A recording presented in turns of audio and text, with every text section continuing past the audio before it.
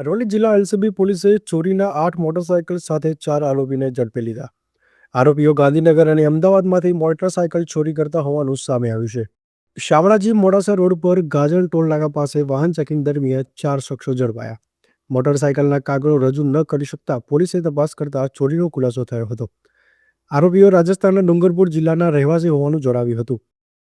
આ ચોરીના બાઇક અને મોબાઈલ સહિત ₹4.20 લાખનો મુદ્દામાલ જપ્ત કર્યો છે. પોલીસે આરોપીઓને મોડાસા ટાઉન પોલીસે સોંપ્યા છે. Bureau report TV7 live news Aravalli.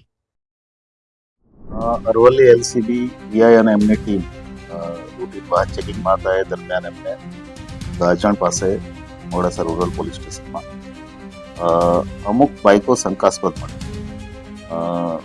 એ બાઇક ચાલક હતા, એમ વધારે ડિટેલમાં પૂછપરછ કરતા એમની પાસે કોઈ પેપર્સ ના હતા. વધારે શંકા જતા જે તે સમયે સ્થળ ઉપર ગજવીર ચૌહાણ, હર્ષ, મહાવીર અને ખુશપાલ એમ 4 આરોપી પકડાયેલા.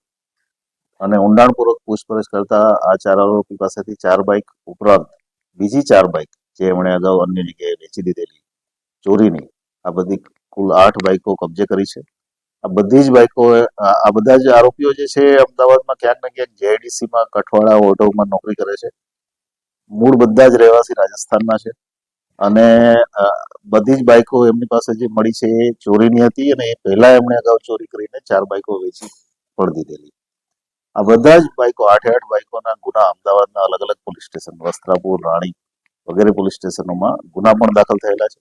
અને આ રીતે અમદાવાદથી બાઇક ચોરી કરી અને રાજસ્થાનમાં વેચતી એક ગેંગ એલસીબી અરવલ્લીની ટીમે પકડી પાડી છે. સિમ્પલ બાઇક ચોરીમાં બહુ મોટી મોડસ ઓપરેન્ડી નથી હોતી. એ જે વિસ્તારમાં નોકરી કરે છે, કારણ કે અમદાવાદમાં જ આ બધા નોકરી કરતા હતા, જે વિસ્તારમાં નોકરી કરે છે ત્યાં એમને મોકો મળે ત્યારે બાઇક લઈ ડાયરેક્ટ કરીને નીકળી જવાનું અને સીધા રાજસ્થાનમાં સાવ ઓછા ભાવે વેચી દેવાનું. એક જ પ્રકારની કોઈ બાઇકો જે સામે આવ્યું છે, આ કારણ એ અમુક બાઇકોની ડિમાન્ડ જે છે એ જ્યાં એમનું ઘર છે અથવા જ્યાં એમનું માર્કેટ છે ત્યાં અમુક બાઇકોની ડિમાન્ડ વધારે હોય, એને કારણે થઈને એ એક જ પ્રકારની બાઇકો, કારણ કે એ તરત એમને વેચાઈ જાય, એ જ એકમાત્ર કારણ છે.